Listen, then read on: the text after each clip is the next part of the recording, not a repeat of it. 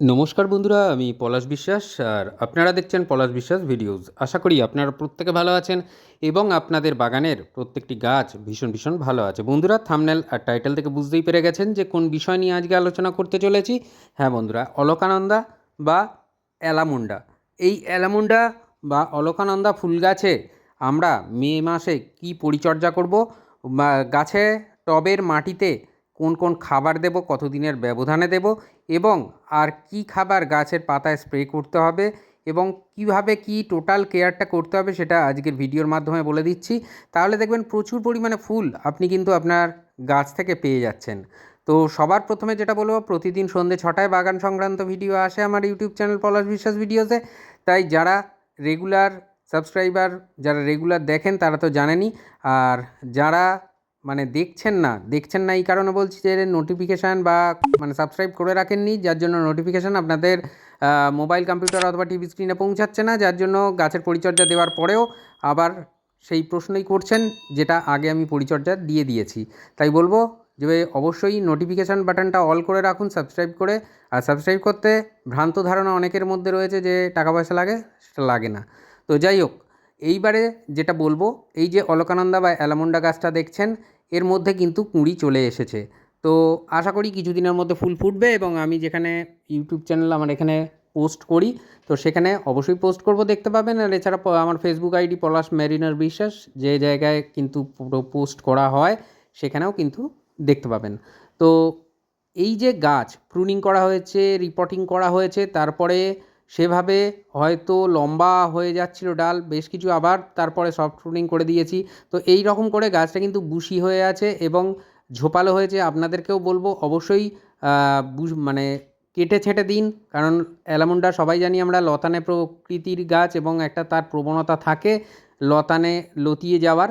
তো যদি সঠিকভাবে প্রুনিং করা যায়, পিঞ্চিং করা যায়, তাহলে কিন্তু গাছটা একটা বুশি আকার নিয়ে দিয়ে দেওয়া যাবে।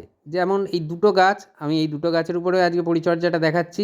তো দুটো গাছের টবেতেই খাবার দেবো এবং কি কি পরিচর্যা এছাড়া করতে হবে সেগুলোও বলে দেবো। যেহেতু টবের মধ্যে গাছ, সেই জন্য বাইরে থেকে বেশ কিছু খাবার দাবার তো গাছেদের জোগান দিতে হবে।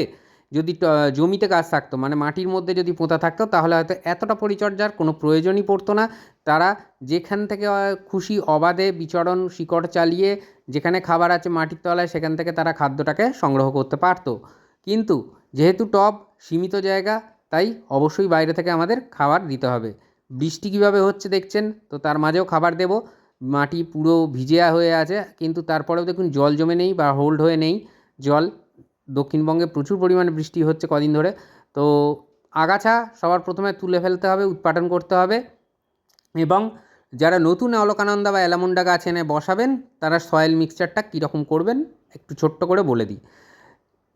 যে টবে প্রতিস্থাপন করবেন সেই টবের অন্তত অর্ধেক, টবের হাফ, 50% আপনাকে নিয়ে নিতে হবে গার্ডেন সয়েল।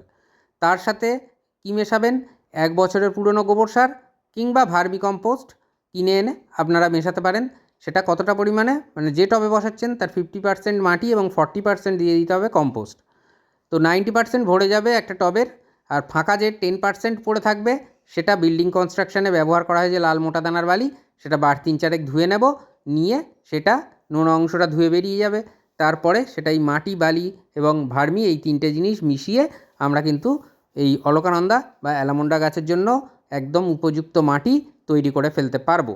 নিয়ে যারা নতুন গাছ বসাবেন, তারা এই সয়েল মিক্সচারের মধ্যেই বসাবেন। আর যেদিন নতুন গাছ প্রতিস্থাপন করবেন, তার 15 দিন পর থেকে মিক্সড খাবার, আর প্রতিস্থাপন করার 5 দিন পরে হিউমিক অ্যাসিড দিতে হবে। এটা বলে দিলাম। এরপরে যে পরিচর্যা যেটা বলবো, যে ফুল সানলাইটে গাছ থাকবে। আর অবশ্যই অ্যালামন্ডা বা অলকানন্দা গাছের টবের মাটি যেন হালকা ময়েশ্চার থাকে সবসময়, সেটা খেয়াল রাখবেন। যে কড়া রোদ উঠে শুকনো ড্রাই হয়ে গেছে, পাতা ঝিমিয়ে যাচ্ছে, এরম যেন না হয়, এটা খেয়াল রাখবেন। কাদা জবজাবে জল জমে আছে, এরকম সয়েল মিডিয়া আমি যেভাবে বললাম হবে না। তো এরকম মিডিয়া বানাবেন না, একদম ড্রাই খটখটে শুকনো থাকবে এরকম মিডিয়াও নয়। তো কি কি খাবার দিতে হবে, এখানে দুটো টবের খাবার আছে, আমি একটা টবের ইকুয়েশনে বলে দিচ্ছি। 8 বা 10 ইঞ্চি বা 12 ইঞ্চি টবের জন্য এই পরিমাণেই দেবেন। হর্নমিল বা শিংকুচি 1 টেবিল চামচ, বোন ডাস্ট বা হাড়ের গুঁড়ো 1 টেবিল চামচ 10 বা 12 ইঞ্চি টবের জন্য। হাফ টেবিল চামচ নেবেন নিমখোল পোকামাকড় মাটি থেকে দূর করবে, প্লাস গাছটাকেও তেতো করবে, পোকামাকড় সহজে লাগতে চাইবে না নিমখোলের জন্য। আর এটা যেটা দেখছেন অর্গ্যানিক পটাশ বা বায়ো পটাশ বা জৈব পটাশ, যেটাই বলি না কেন 1 টেবিল চামচ। কারণ অর্গ্যানিক খাবার ভীষণ পছন্দ করে, একটাই রাসায়নিক খাবার আছে, সেটা হচ্ছে এই সিঙ্গেল সুপার ফসফেট। এটা মাটির সাথে চট করে সবটা কখনোই মেশে না, কিছু কিছুভাবে মিশবে। তো এটাকে আমরা জৈব খাবারের সাথে আরামসে মিশিয়ে দিতে পারি। এরপরে দুটো টবের মাটির খাবার এখানে রয়েছে, আমি বলে দিলাম। তো একটা টবের ইকুয়েশনে কীরকম খাবার দেবেন সেটা বলে দিলাম। তো এই কটা খাবার আপনাকে দিতে হবে এবং খুব ভালো করে মিশিয়ে নিতে হবে, যাতে প্রত্যেকটা খাদ্য উপাদান সুন্দরভাবে প্রত্যেকের সাথে মিশে যায়। মানে যাতে গাছের টবের মাটিতে যখন আমরা চারিধার ধরে খাবারটাকে দেব, দিয়ে মাটি চাপা দিয়ে জল দেব, তারপর থেকে গাছ যেন সব খাবারগুলো চারিধার থেকে টবের সংগ্রহ করতে পারে। তাহলে শিকড়ের বৃদ্ধি খুব ভালো হবে এবং গাছের প্রত্যেকটা ডালে ডালে কিন্তু অলকানন্দা বা অ্যালামুন্ডা ফুলে ভরে উঠবে। তো বন্ধুরা, যেটা বলছিলাম যে টবের মাটিতে খাবার দেব, খাবার দেওয়ার পর মাটিতে কিছু তরল সার দেওয়ার কথা বলে দেবো। যতদিনের ব্যবধান অন্তর, মানে পরপর যতদিনের ব্যবধানে ব্যবধানে দিতে বলবো, ঠিক ততদিনের ব্যবধানে ব্যবধানেই খাবারগুলো দিতে থাকবেন। তো এই টবের মিডিয়াতে এই খাবার দিয়ে মাটি চাপা দিয়ে আমরা জল দিয়ে দেবো মিক্সড খাবার। আবার 15 দিন পর এই একই খাবার রিপিট করব আমরা অলকানন্দা বা অ্যালামুন্ডা গাছের টবের মাটিতে। তো দুটো ভাগ করে নিলাম, কারণ দুটো টবের জন্য দু ধরনের, মানে দুটো সাইডে এইভাবেই খাবারটা দিতে হবে। আর দেখে নিন, যারা নতুন বাগানি তাদের দেখিয়ে দিচ্ছি, একদম যে রিং করে নিয়েছি টবের কিনারা ধরে, সেই কিনারা ধরে কিন্তু আমরা খাবার দেবো। কখনোই গাছের গোড়ার মধ্যে গিয়ে খাবারটা দেবেন না, নতুন বাগানিদের জন্য বলে দিলাম। তো এরপরে মাটি চাপা দিয়ে সামান্য জল দেবো, যেহেতু বৃষ্টিতে ভেজা আছে মাটি, খুব বেশি জল দেওয়ার প্রয়োজন নেই। মোটামুটি ভিজে মাটি অবস্থায় থাকলে 50 থেকে 100 ml মতন তরল দেওয়া যেতে পারে, জল দেওয়া যেতে পারে। তো এই যে খাবারটা দিলেন, এর ঠিক 3 দিন পরে আপনারা টবের মাটিতে হিউমিক অ্যাসিড দেবেন। কতটা পরিমাণে দেবেন? 1 লিটার জল নেবেন, 1 লিটার জলে আপনারা 1 থেকে 1.5 ml নেবেন। লিকুইড ফর্মেশনে যাদের কাছে হিউমিক অ্যাসিড আছে তারা 1 থেকে 1.5 ml, আর যারা ডাস্ট ফর্মেশনে আছে যাদের কাছে, তাদের কাছে টেবিল চামচ নয় 1 চা চামচ নিয়ে আপনারা, বা আইসক্রিম খাওয়ার জন্য যে চামচ ব্যবহার করা হয় সেই চামচের 1 চামচ নিয়ে আপনারা ওই 1 লিটার জলে গুলবেন। গোলার পর তার থেকে 200 থেকে 250 ml তরল টবের মিডিয়ায় দিয়ে দেবেন। এটা একবারই দেবেন, তারপর 20 দিন পরে আবার দ্বিতীয়বার রিপিট করবেন। আর এছাড়া টবের মিডিয়াতে কি দেবেন? বাদাম খোলের জল দিতে পারেন সপ্তাহে একবার করে। সপ্তাহে একবার করে আপনারা সরিষার খোল পচা জল এক্কেবারে পাতলা করে দিতে হবে। মানে যদি 1 কাপ সরিষার খোল পচা জল নেন, তার সাথে আরও সেই কাপের সমানুপাতিক, মানে 4 কাপ সাধারণ জল নিতে হবে। নিয়ে আপনারা তার থেকে 200 থেকে 250 ml তরল আপনারা দেবেন। বাদাম খোলও 200 থেকে 250 ml তরল দিতে পারেন। তো এটা সপ্তাহে একবার করে দিতে হবে। আর এছাড়া সপ্তাহের মধ্যে যদি আপনারা সবজির খোসা বা পেঁয়াজের খোসা, আলুর খোসা ইত্যাদি ইত্যাদি যদি ভিজিয়ে কোনো তরল তৈরি করা থাকে আপনাদের, তাহলে সেই তরল আপনারা দিতে পারেন 2 দিন ছাড়া ছাড়া, মানে 2 দিনের গ্যাপে গ্যাপে ওই তরল সার ওই 100 থেকে 200 ml এর মতন নিয়ে আপনারা টবে মিডিয়াতে দিতে পারেন। খুব ভালো রেজাল্ট এতে পাবেন। আর অবশ্যই এই গাছের মধ্যে পাতা হলুদ হয়ে যাওয়ার একটা সমস্যা থাকে, যেটার জন্য আমি বলবো মাইক্রোনিউট্রিয়েন্ট স্প্রে করার কথা।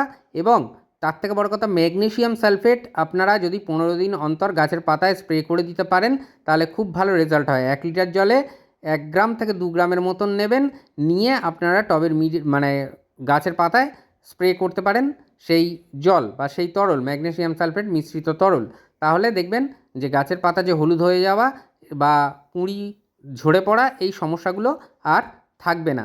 এছাড়াও আপনাদেরকে যেটা দিতে বলবো, আপনারা এই গাছে আপনারা এনপিকে 0050 বা যেটা সালফেট অফ পটাশ, সেটা সপ্তাহে একবার করে অবশ্যই স্প্রে করতে পারেন। প্রচুর ফুল ফুটবে বন্ধুরা।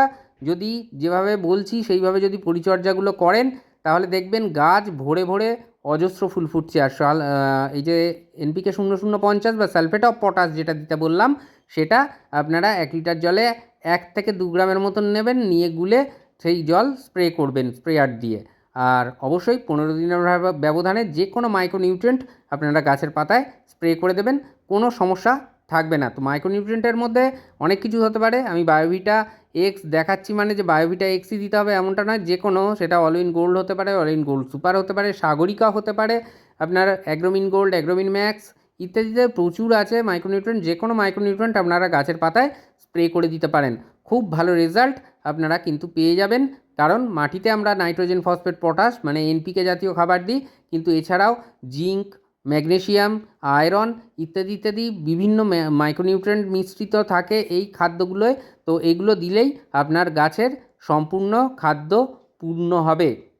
আর তখনই ঠিক এইভাবে গাছ ভরে ভরে অজস্র অলকানন্দা বা অ্যালামন্ডা ফুটবে আপনার বাগান জুড়ে।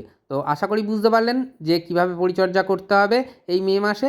তো করে ফেলুন চটপট, আর গাছ ভরে ভরে পান অজস্র অলকানন্দা বা অ্যালামন্ডা। মন থাক চিরসবুজ, পৃথিবী হোক সবুজময়, এই বলে আজকে এখানেই সমাপ্ত করছি। আবার আসছি আগামীকাল ঠিক সন্ধ্যে 6টায়। খুব ভালো থাকবেন বন্ধুরা সকলে। হ্যাপি গার্ডেনিং, নমস্কার।